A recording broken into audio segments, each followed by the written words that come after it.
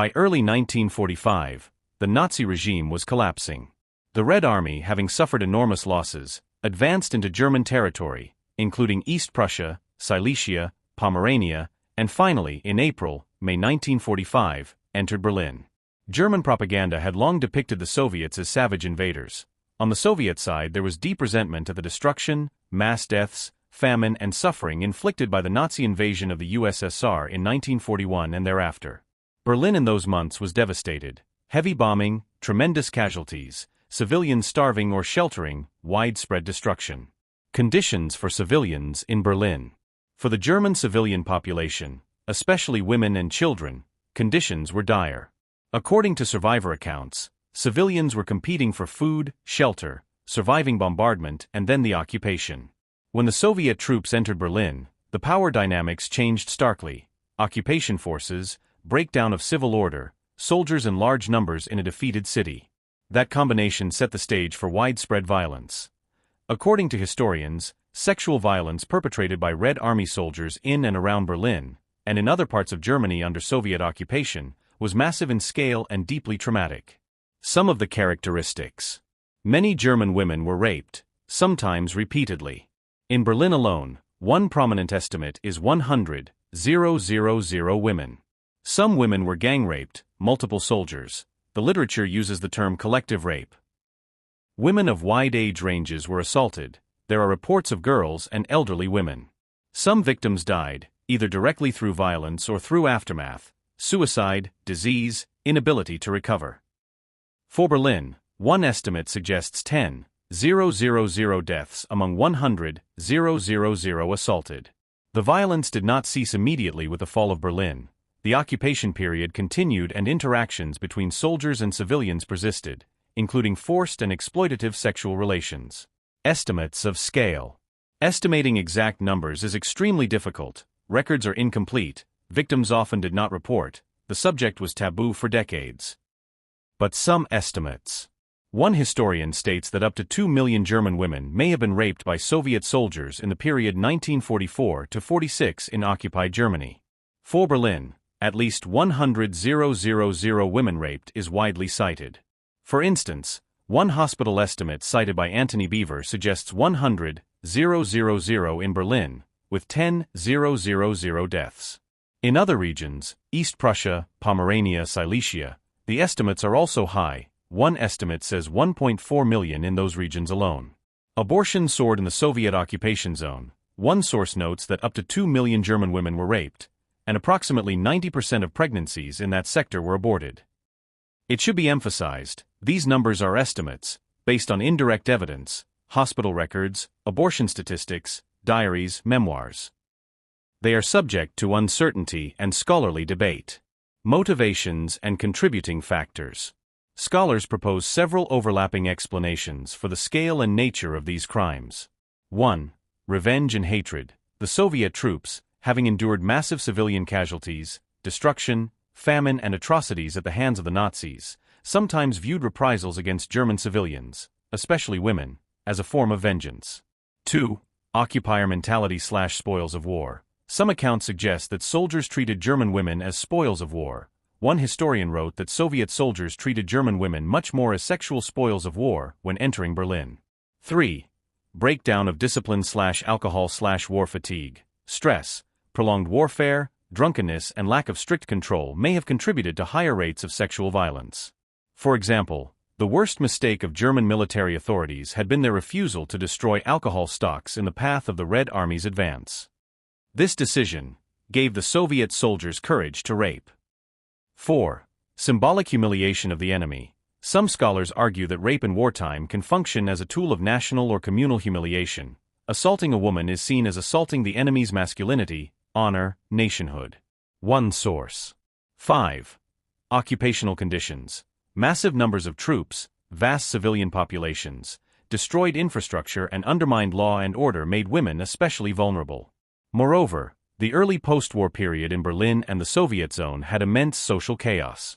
6. Delayed or weak deterrence. Although there were officially regulations forbidding rape, enforcement was weak initially. Some Soviet officers described discipline as absolutely impossible. Survivor accounts and gendered experience. One key text is the memoir, pseudonymous Eine Frau in Berlin, A Woman in Berlin, by a German woman who was in Berlin during the Soviet occupation. It describes the daily struggle for survival, shelter, food, and frequent sexual assaults. Her story corroborates features found in other sources: the terror of women, the breakdown of social order, the need to sometimes offer protection by complicit soldiers, the repeated nature of assaults, and the long aftermath of trauma. These personal accounts help humanize the statistics. The victims were not just numbers, they were individuals whose lives were permanently changed. 3. What happened in the specific case of Berlin, April, May 1945? Entry and initial days. When Soviet troops entered Berlin, the city largely surrendered. The Wehrmacht's capacity was exhausted. The Red Army captured the city and set up occupation structures. In this transitional period, many German civilians found themselves at the mercy of occupying soldiers. The chaos of the city, with destroyed infrastructure, security breakdown, and large numbers of troops on the streets, created highly hazardous conditions for women. 1 Summary. Scale in Berlin. For Berlin specifically, hospital estimates and other contemporary data suggest roughly 95,000,130,000 women were raped in the city after the fall. Some sources cite 100,000 as a working number. Among these, around 10,000 may have died as a result, suicide complications, according to one study. The assaults took place in homes, on streets, in shelters, sometimes in front of family members. Many victims were assaulted repeatedly. Nature of victim experience. Women often had to make impossible choices, whether to hide, flee, seek protection, or try to negotiate with soldiers to survive. Some women did seek out protection relationships with officers or soldiers to get some safety, food, or shelter. While such arrangements may represent survival strategies, they also reflect coercive circumstances. The Woman in Berlin memoir describes the author choosing a Soviet soldier as protector. The age range of victims was wide. Reports mention girls and women from young adulthood through old age. Some sources even claim very young or elderly victims, though specific verified ages are harder to document. The stigma and trauma of such violence were massive: shame, isolation, physical injury, unwanted pregnancies, sexually transmitted diseases. One source notes that in Berlin 90% of raped women contracted venereal disease. Accountability and response.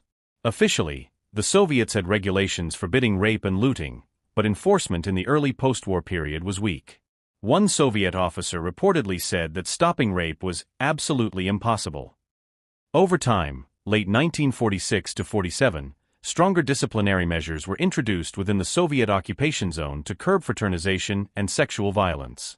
Nonetheless, many cases never came to light, were not prosecuted, or were subject to silence both in Germany and in the USSR/East Germany for decades. Victims often remained silent due to shame or fear. 4. Aftermath and long-term consequences. For the victims.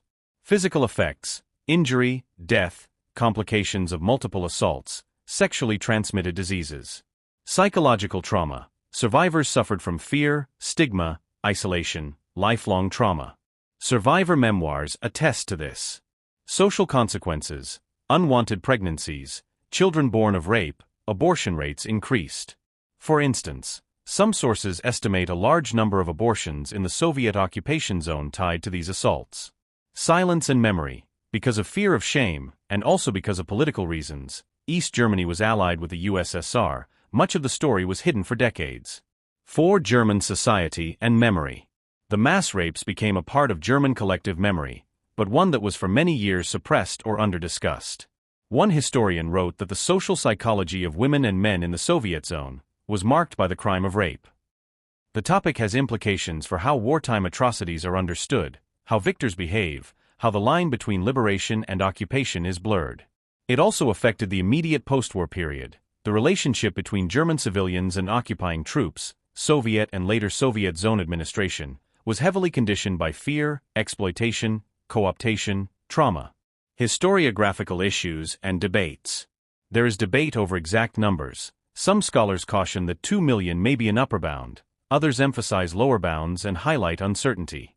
The nature of consent in these contexts is deeply problematic. Even relationships that appeared consensual may have involved coercion, power imbalance, survival needs. The role of Soviet command, the variation in behavior among units, the timeline of disciplinary intervention, all are still being researched. The comparative dimension, sexual violence in warfare, is not unique to this episode. Scholars place it in the broader context of wartime sexual violence. 5. Why did this happen?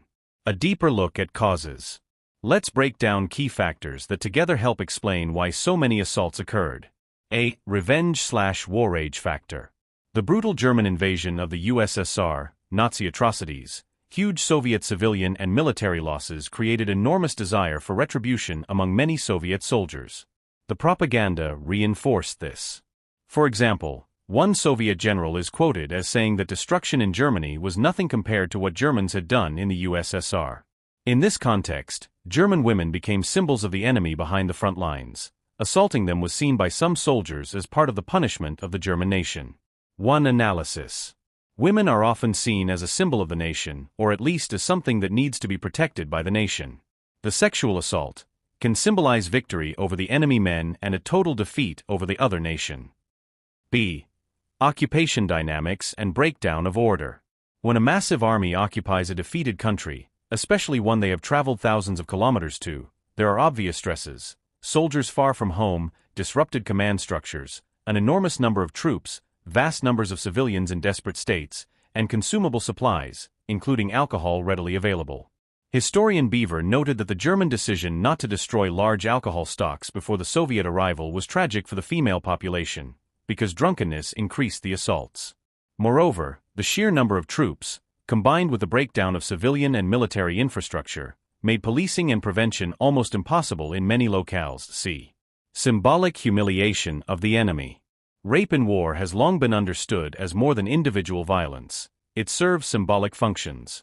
In this case, it functioned as a way for the Red Army to demonstrate domination over Germany, to show that German men could no longer protect their women, that the German nation was utterly defeated.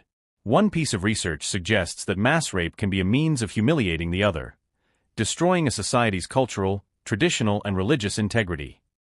The fact that many of the assaults were public, repeated, involved gang rape, and sometimes in front of family members, underscores the symbolic nature. This was not just sexual violence, but also a form of social and national humiliation. D. Gender, masculinity, and wartime psychology. Wartime conditions challenge gender roles, and many soldiers experience extreme stress, diminished norms, dehumanization of the enemy, hypermasculine impulses. Some scholars talk about masculinities, rape, and Berlin 1945. For example, the social psychology of women and men in the Soviet zone was marked by the crime of rape from the first days of occupation. There's also mention of barracks eroticism, that in a military environment where sexuality is suppressed and war is dehumanizing, sexual violence becomes a distorted outlet. E. Delayed discipline and occupier policy. Although Soviet high command issued instructions prohibiting rape, enforcement was weak initially. Meanwhile, units varied widely in behavior. Some commanders attempted to restrain troops, others turned a blind eye or even implicitly encouraged violent reprisals. One Soviet officer, absolutely impossible to stop the violence. Over the following years, stricter control was applied, partly because the Soviet administration realized the long-term political cost of such uncontrolled violence in the occupation zone. 6. Caveats, uncertainties, and the need for nuance. In a topic this horrific and large in scale, there are several important caveats and points of nuance to bear in mind. Estimates vary widely. The 2 million figure is often quoted, but it is an upper bound, and many scholars emphasize the uncertainty of such a number. Variation by place and unit. Behavior was not uniform. Some units may have behaved better or worse than others. Some commanders sought to restrain troops. Some frontline troops may have been more disciplined than rear detachments. Consent vs coercion. Some sexual relationships between Soviet soldiers and German women may have been consensual, in the sense of the woman deciding under constrained circumstances. But the power imbalance, wartime context, desperation for food/shelter/safety means that the concept of consent is deeply problematic, and many such relationships must be viewed as exploitative. Comparative perspective. While the focus here is on Soviet soldiers and German women in Berlin/Germany, sexual violence in warfare occurs in many contexts. But that does not diminish the moral weight or scale of these specific events. Documentation limitation. Many victims did not, or could not, report the assaults. Records were incomplete. Many trauma survivors remained silent out of shame or fear. So the true number may never be known. Victim blaming and memory. In the post-war German society, many survivors faced stigma, silence, and a social environment that was not prepared to deal with mass sexual violence by liberators or occupiers. The personal trauma was often overshadowed by political and national narratives of defeat, occupation, and reconstruction. 7. Why this matters: historical, moral, and memory implications. Historical significance. The events in Berlin in 1945 represent one of the largest documented cases of mass sexual violence in the context of a defeated nation's civilian population by victorious troops. As some historians have noted, one of the greatest phenomena of mass rape in history. These assaults complicate the narrative of liberation and victory. While the Red Army liberated many territories and defeated Nazi Germany, the occupation that followed included severe abuses of civilians. That duality is critical to a full historical understanding. Understanding the causes, revenge, occupation dynamics, breakdown of discipline, helps in analyzing other similar cases in conflicts after 1945 and today of sexual violence in wartime. Moral/diagonales y que el significance. The suffering of civilians, especially women, is often underemphasized in military histories. Recognizing the scale and nature of sexual violence is part of honoring victims and understanding the human cost of war. It raises questions about command responsibility, occupier conduct, the rules of warfare, the treatment of civilians by victorious armies, and how societies deal with crimes committed by our side. The long-term trauma and the impact on survivors and society underline that the consequences of such violence extend far beyond the battlefield. Memory, trauma, and reconciliation. For German society, both East and West, the subject of mass rape by Soviet soldiers was for decades a difficult taboo. The political and ideological context, East Germany being allied with the USSR, meant that certain narratives were suppressed or handled in constrained ways. Survivor testimony, such as a woman in Berlin, has been vital in bringing individual voices to the forefront. Their stories help break silence and show the personal dimension behind the numbers. The legacies of these assaults, pregnancies, hidden children, trauma, social stigma, remain part of the human and social history of post-war Germany. The events also provide a sobering reminder of how victors can themselves become perpetrators of serious crimes, and how the line between liberator and occupier may blur into one of domination and exploitation.